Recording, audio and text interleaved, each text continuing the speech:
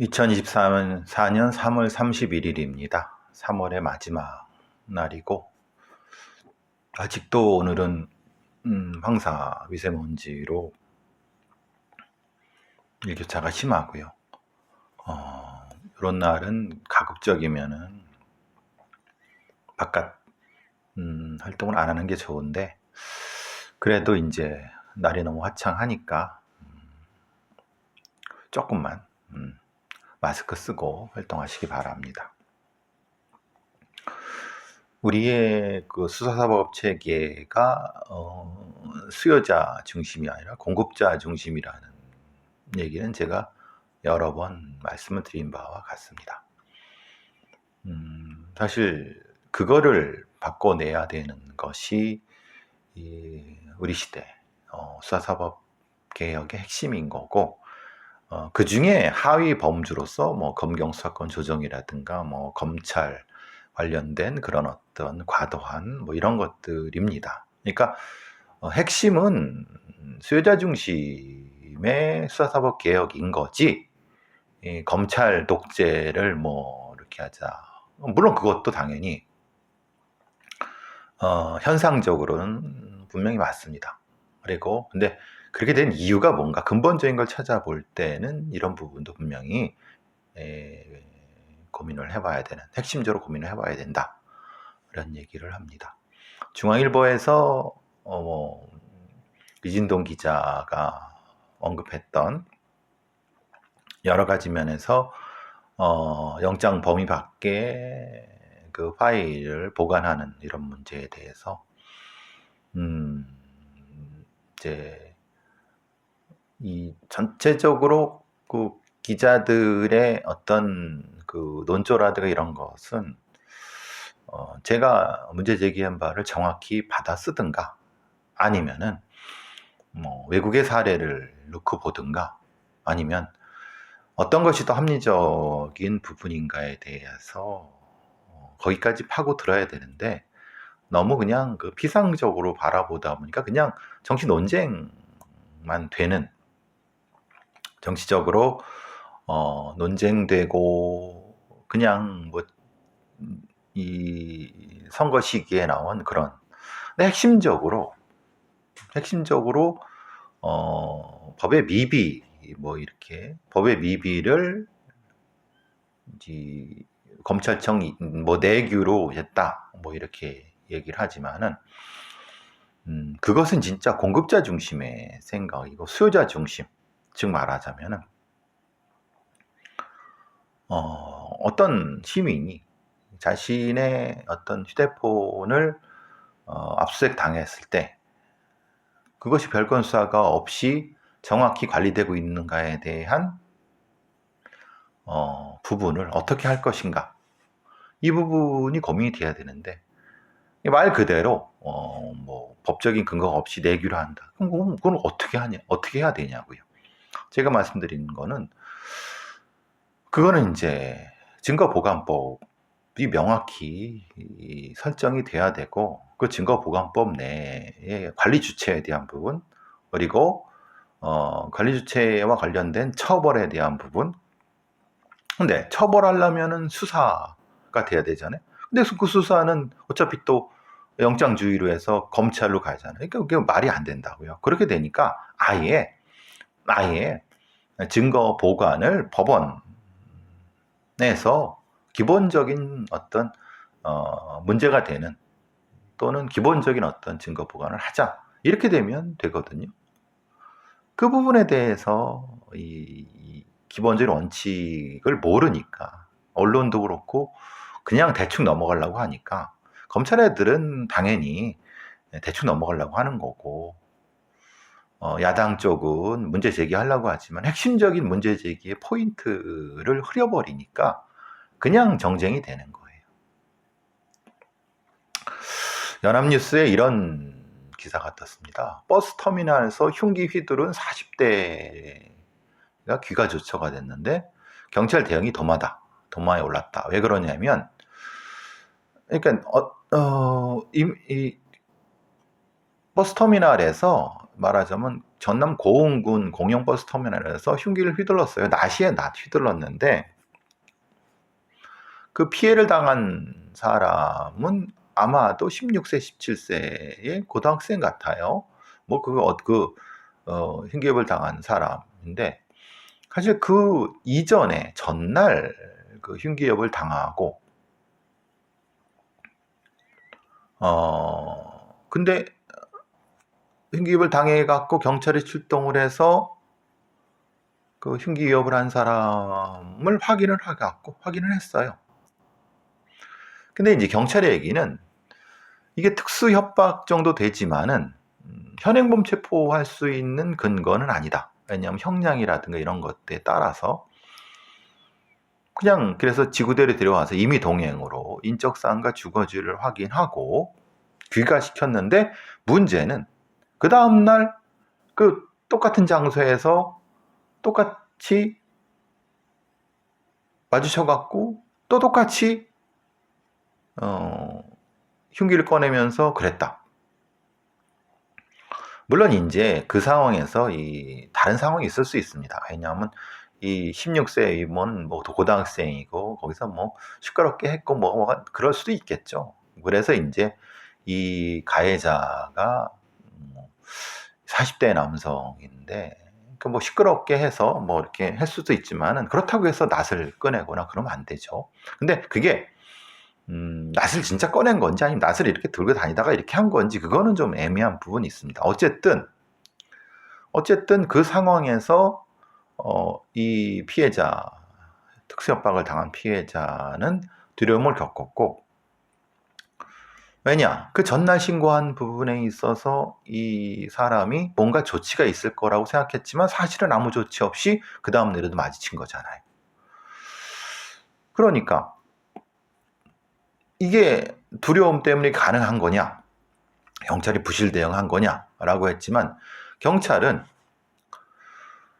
실제로 이제 그 신고자와 연락을 닿지 않아 사건 경위를 확인하지 못해서 가해자를 특정하지 못해서 이랬다라고 하는데 그럼 이거는 사실 좀 분명히 신고한 사람이 있고 그럼 신고한 사람한테 콜백을 해서 전화를 해서 어떤 상황이냐 그리고 이 사람이 맞냐 그럼 피해자가 누구냐 여기까지를 했어야 되는데 여기까지 안 한 거죠. 그러니까 그냥 그 상태에서 택시 타고 가려고 하는 어떤 사람을 보니까 저 사람이 낫을 들고 있고 그러니까 당신 혹시 그러지 않았느냐 라고 해서 파출소로 데리고 와서 인적사항만 하고 보낸 거죠.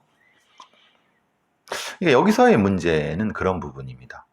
그럼 정확히 피해자에 대한 콜백을 하고 무엇인가 피해를 당했고 이 피해가 반복될 수 있는가에 대한 부분까지를 했어야 되는데 거기까지 사실은 안 된 부분인 거죠. 또 하나는 뭐 이 부분까지 그렇지만 이런 걸로 영장을 청구해서 인신 구속을 할 수 있느냐? 우리 상황에선 지금의 영장 제도 하에서는 인신 구속이 안 됩니다. 왜냐하면 기본적으로 형량도 낮고 말하자면 이게 특수협박 정도 되지만은 이 정도의 행위를 가지고 구속을 할 수 있느냐라는 부분에서 분명히 검사는 논란이 있을 거예요. 그러니까 말하자면 우리는 구속과 불구속 두 가지밖에 없어요. 그러니까 이 사안의 핵심은 제도적인 변화, 즉 수요자 중심의 제도적인 변화. 말하자면은 이거는 구속까지는 아니어도 접근 금지. 다음에 또 이 접근을 했을 경우 그때는 바로 구속시킨다라고 하는 일종의 제한적인 어떤 구속영장이라든가 아니면 제한적인 어떤 중간 조치 정도의 것이 있어야 된다는 거예요. 그러니까 스토킹이라든가 아니면 여러 가지 폭력적인 뭐 범죄라든가 이런 데에서 문제가 바로 그거예요. 구속영장과 구속과 불구속밖에 없기 때문에 검사는 사실은 구속영장을 청구하기 사실 꺼려하죠. 그리고 사실 뭐 귀찮기도 하고 판사 같은 경우 이런 경우는 사실 구형지 안 내준단 말이에요. 그러니까 이런 부분에 있어서는 뭐 제한적인 형태의 어떤 뭐 인신에 대한 합리적인 형태의 뭐 구금까지는 아니어도 좀 제한할 수 있는, 그건 대체적으로 이제 보석금을 낸다든가 보석제도라든가 아니면 스마트워치라든가 이런 것을 동원할 수 있는 그런 어떤 시스템이 돼야 되는 거죠. 그러니까 그 얘기가 지금 됐어야 되는 건데, 경찰이 그 간과했다, 부실 대응했다 라고 하지만 실제로 부실 대응이라기보다는 제도의 미비인 거고, 근데 부실 대응한 측면도 있죠. 왜냐하면 동네니까 가해자 피해자를 정확히 확인했어야 되는데 그걸 안 한 부분이 있지만, 그래서 이런 기사들은 조금 더 깊이 분석적으로 들어갔으면 좋겠다는 생각이 듭니다. 제가 그저께 YTN에서 생방할 때 사전투표소 몰카 부분에 있어서 앵커가 그렇게 묻더라고요. 이제 뭐가 이 사건의 핵심은 뭐고 뭘 더 해야 됩니까? 라는데, 일단은 이게 공범을 찾아야 된다. 공범이 있을 것이다. 근데 그 공범이라고 하는 것이 원래의 일종의 다른 범죄가 있고, 그러니까 선거 자체를 무산시키거나 아니면 선거 자체에 대해서 상당히 개입하고자 하는 어떤 사람이나 사람들이 있고, 그 중에 하나로서 이 유튜버의 사전 투표소 몰카가 있다고 하면은 이 배우를 찾아야 되는 거고, 공범은 지금 이제 잡혔습니다. 근데 공범은 불구속이에요. 왜냐하면은 사전투표소 몰카의 양산 쪽에서 이 유튜버의 구독자인데, 아마 양산 쪽에 있는 사전투표소를 같이 도로다니면서 거기서 뭐 몰카 하는데 도와줬을 가능성이 높아요. 그럼 반대로 하면은 이게 전국적으로 40개가 넘게 설치했다고 하니까, 그럼 그 지역의 독자들이 도와줬을 수 있으면 공범 혹은 뭐 방조범 아니면 이런 사람들이 또 더 있겠죠. 그럼 이 사건에 있어서 이 유튜버가 주범이 되느냐? 근데 그러기에는 실제로는 어떤 이 사람이 이 기기를 구입하거나 이런 부분에서는 조금 애매한 부분이 있어요. 물론 이제 그럴 수는 있죠. 이 사람은 1년 전부터 강서구청장 보궐선거 때부터, 그리고 그 이전부터 계속 음모론에 빠져서 계속 이제 어떤 부정선거 의혹을 계속 제기한 사람이기 때문에, 음모론자들이 어떤 특정한 문제 제기를 한 부분에서 이게 일종의 스티뮬레이션 돼 갖고 이 사람이 독자적으로 했을 가능성은 충분히 있습니다. 그런데 전체적으로 부정선거에 대한 지금 얘기 진행되는 걸 보면은 뭔가 좀 더 큰 차원의 어떤 뭐 몰카라든가 아니면 어떤 대응 같은 게 그들 사이에 뭔가가 있는 느낌이 들어요. 그 중에 하나가 아닐까라는 생각이 들어서 조금 더 깊이, 그러니까 이 사람을 계속 고문시키고 했던 공범 혹은 배우범 혹은 그런 사람들을 더 찾았으면 좋겠다는 생각이 들어요. 물론 경찰이 좀 귀찮기도 하고, 이게 뭐 이런 애들이 한둘이야 뭐 이렇게 생각할 수도 있지만은, 나중에 진짜 선거 끝난 다음에, 그러니까 사전 투표가 진행되고 본 투표가 진행되면서 개표하는데 실제로 이런 동영상이 실시간으로 나가거나 막 투표안에 나가면은 그때 제기될 수 있는 무효표라든가 뭐 이런 부정 부분에서는 어떻게 책임질 거예요. 실제로 투표소 안쪽에서 했을 경우, 글쎄, 물론 무효까지는 아니라 하더라도 문제가 심각할 수 있거든요. 그럼 사전에 차단을 해서 예방을 철저하게 하는 것이 논란의 소지를 없앨 수 있다라고 생각을 합니다. 그리고 이거는 사실 공공안전 쪽이라서 이건 검찰이 했으면 좋겠는데 좀 애매해요. 그 선거 사범에 이걸 선거 사범이 아니라 그냥 일반 형사범으로 처리하니까, 골목길에서 여성을 노린 바바리맨, 근데 시민단체 활동가 이상한 기사가 떠갖고 골목에 지나가던 여성을 향해서 음란 행위를 한 시민단체 활동가. 이게 시민단체 활동가는 이게 도대체 뭡니까? 이렇게 밑도 끝도 없이 써버리니까 이게 무슨 소리인지. 그러니까 분명히 공연 음란 혐의로 체포가 돼서 재판을 받은 건 맞아요. 근데 이 사람이 특정한 성기 부위를 노출한 것도 맞아요. 그리고 이제 처벌도 이렇게 진행된 건 맞아요. 근데 갑자기 시민단체 활동가라고 하는 뜬금없는 앞뒤 것도 없이 이게 무슨 시민단체라는 게 한두 개입니까? 그러면은 그냥 30대 누구, 30대 어떤 사람, 직장인 이렇게 해야지. 이건 너무 뭐라고 하나 의도가 들어간 설명도 없어요. 세계일보부터 시작해서 국제신문도 그렇고, 국제신문은 사실 국제신문도 시민사회활동가 이거예요. 아니 이게 무슨 앞뒤 것도 없이 아무런 거 없어요. 그냥 시민활동가, 시민사회활동가. 그래서 시민사회활동가들도 성범죄를 한다. 그래서 시민사회활동가들의 어떤 관리가 필요하다. 아니면 시민사회활동가들의 도덕적 문제냐? 그런 걸 제기하려고 하느냐? 그런 것도 아니에요. 그냥 제목만 이렇게 바바리맨 시민단체 활동가 집행유예, 음란 행동 벌인 시민사회활동가 집행유예 이거예요. 이게 도대체 이런 식의 어그로를 끄는 이런 기사는 이거는 적절하지 않다. 언론의 윤리에도 이건 맞지 않죠. 리조트 복도에서 자유행위를 한 30대 음성군청 공무원이 벌금형을 받았는데, 자, 지난해 4월 13일 날 오후 7시 33분에 경남 통영의 리조트에서 이런 어떤 행위를 했어요. 이게 술인 취한 상태에서 심신미약을 주장했지만, 근데 이 음성군청 소속 공무원이라고 하는 사람이 공무 중이었냐?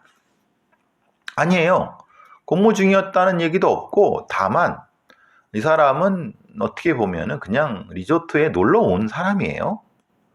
그러면은 공무 중이 아닌 어떤 공무원이 휴가 중에 어떤 범죄를 한 것이 공무원의 품위 유지 의무를 위반할 수 있죠. 그런데 그게 이렇게 대문짝만하게 뉴시스에 리조트 복서서 자유행위한 30대 음성군청 공무원 벌금형이라는 것까지 써야 되느냐? 그럼 음성군청이 욕을 먹잖아요. 그러면 특별하게 음성군청이 이런 음란 행위를 하는 어떤 성적인 어떤 문제가 있는 공연 음란을 하는 특히 많냐? 아니 그렇지도 않아요. 그러면은 왜 제목을 이렇게 달아요? 그냥 리조트 복서서 자유행위를 한 공무원이 벌금형이다라고 하는 게 낫지. 꼭 음성군청이라는 걸 적시를 하는 게 꼭 음성군청이 문제가 있는 것 같잖아요. 아니 그러면 다른 형태의 어떤 구청이나 군청이나 이런 애들이 특별히 음성군청이 문제가 있다고 하면 모르겠지만, 이거는 이런 방식의 이거는 더더욱. 그러니까 이 기사를 쓰거나 기사를 작성하는데 너무 이게 뭐라고 하나, 어그로를 끄는 부분, 이거는 좀 너무 아니지 않느냐 이런 생각이 들어서 가져와 봤습니다. 경향신문에 코로나19에도 줄지 않는 외국인 마약 범죄 이런 얘기가 나오고 있는데, 외국인 관련된 범죄가 사실은 증가하고 있죠. 근데 외국인 마약 범죄가 계속 증가해 오고 있다고 해요.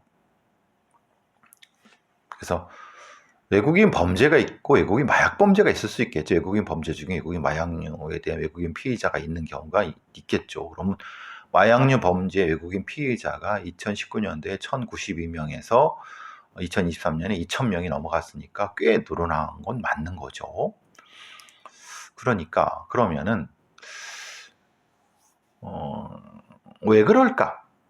이렇게까지 늘어난 이유가 말하자면 이제 태국에서 온 어떤 뭐 외국인 노동자들이 농업 노동자들이 그 비닐하우스에서 뭐 야바 그 태국산 어떤 마약 같은 걸 해는 그런 것이 문제인지 아니면은 진짜 필로폰이 문제인지 아니면 그러니까 좀 구분을 해야지. 이게 밑도 끝도 없이 외국인 그 마약 사범들이 이렇게 폭증하고 있다라고 하면은 시민들이 겁을 먹잖아요. 근데 물론 그런 것이 어떤 뭐 기사가 될 수도 있겠지만은 조금 더 정성을 기우면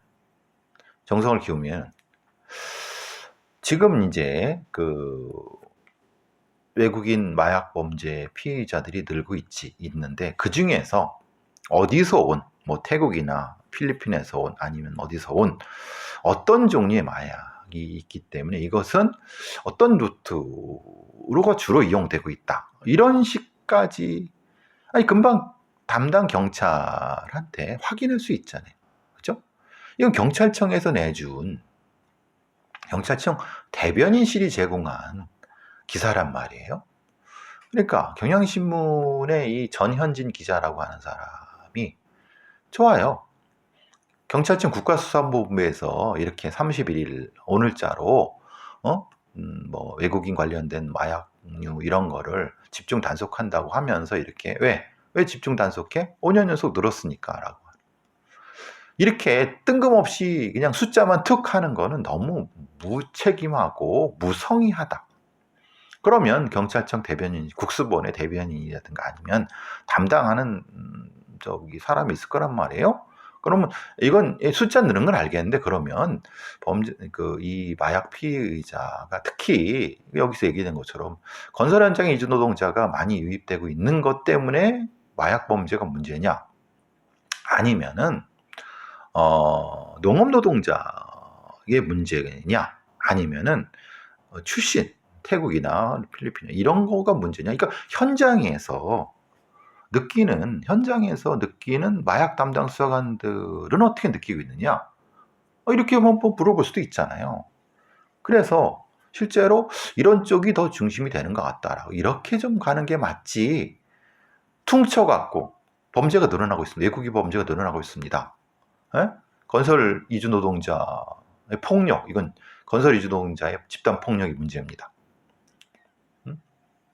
이렇게 하고 또 뭐 이 마약 범죄가 문제입니다. 라고 하는데 그 마약 범죄가 도대체 무슨 마약 범죄인지 얘기를 안 해버리면은 이거는 좀 너무 불성실한 거 아닙니까? 이전까지 이렇게 해왔죠. 경찰 애들이 항상 해온 짓, 검찰 애들이 항상 해온 짓이 그거예요. 작년 몇 년 통계를 보니까 이게 폭증하고 있는데 우리가 이렇게 할 거야. 글쎄. 제가 계속 말씀드리지만 이게 다 공급자 중심이에요. 수요자 중심에 친절하고 아주 친절할 거 생각해. 조금만 주의를 기울이면은 그래도 시민들의 두려움과 궁금증을 좀 해소할 수는 있잖아요. 그런 것도 안 해요. 그냥 그렇고 기자나 이런 애들도 그런 문제의식이 없어요. 경찰청이나 이런 애들이 저기 불러주니까 그대로 갖다 쓰는 거예요. 그럼 기자가 왜 필요합니까? 늘 말씀드린 것처럼. AI가 그냥 써버리면 되죠. 스스로 자기의 가치를 떨어뜨리는. 사기 사건의 피고인은 수억 원대 전관을 쓰고 일반 피해자는 그냥 비용 때문에 나홀로 소송. 대형 로펌은 타임 차지, 시간에 따라서 책정되니까 수임료가 수억이 넘습니다. 중소 로펌도 민사사건은 300만 원부터고. 그러니까 돈 있는 놈들은 특히 사기꾼들, 다단계 사기꾼들은 그게 다 피해자들의 수익이잖아요. 그걸로 일단은 선금으로 10억 해요. 박은정 검사의 박은전 조국혁신당 비례1번 박은정 후보자의 남편인 이종근 변호사가 22억을 받은 게 20억이 선불, 2억이 그 세금이 이런 세금이란 뭐죠? 부가세? 그런 거랑 22억인 거예요. 그런데 사실 이거는 전관 변호사 중에서 사실은 높은 거죠. 물론 아주 높지 않습니다. 뭐 100억 넘게 받는 놈들도 있지만은 사실은 이게 선불해버린 거잖아요. 그러니까 이거는 전관이 아니라 하더라도, 전관이라 부르진 않다 하더라도, 야, 우리 서부지검장, 응? 이종근이가 우리 변호하는 거야 라는 걸 알려주는 거잖아요. 그리고 조국이란 사람이 그런 얘기 하대요. 형사사건의 수임이라든가 이런 것들은 검찰 아니면 모른다고 하는데, 그 말 같지도 않은 소리입니다. 제가 조국에 대한 얘기를 했지 않습니까? 조국이 이 박은정을 도려낼 수 있으면 제가 조국을 지지한다고. 절대 그럴 사람이 아닙니다. 그럴 인간도 아니고, 피해자가 있잖아요. 즉 말하자면 이종근의 다단계 사건을 대리하고 받은 수임료가 있고, 그게 어떤 사건이든, 그럼 거기에 피해자들의 모임이 있고, 그 피해자들은 실제로 가해자가 변호사가 누구인지 자기들끼리는 그래도 안단 말이에요. 그래서 알려지는 거죠. 이게 물론 그런 과정에서 검찰 내부에 누가 좀 알려줬을 수도 있죠. 근데 그게 핵심입니까? 그게 이 사건의 핵심입니까? 그게 아니라 서부지검장까지, 아니면 지낸 고위 검사장이 다시 말씀드리면 지가 다단계 사기 여기에 전문 무슨 벨트까지 받은 검사인데 실제로 변호사 개업한 후에 그런 사건에 변호를 한다는 거예요. 물론 다이렉트하게 하지 않죠. 사이드 한 걸 하겠죠. 눈치가 있는데. 근데 사이드 한 게 하다 보면 당연히 본주까지 들어가는 거 아닙니까? 누구를 바보라 하는지.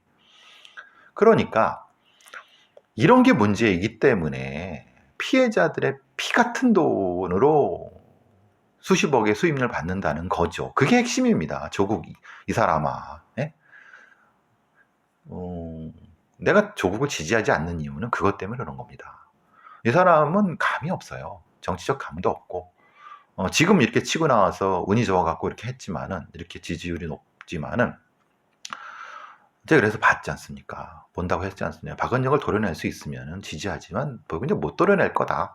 결국 그 변명을 하는 거 아닙니까? 말 같지도 않은 변명으로, 결국 피해자 가족들을, 상처를 내는 거 아닙니까? 정관예우가 문제가 아니라, 다시 말씀드리면, 변호사의 기본적인 어떤 양식의 문제인 거고, 그런 어떤 부분이요. 물론 그냥 알아서 가려면 가는 거니까, 제가 그런 얘기를. 박은정 남편은 코인 사기 변호 안 한다.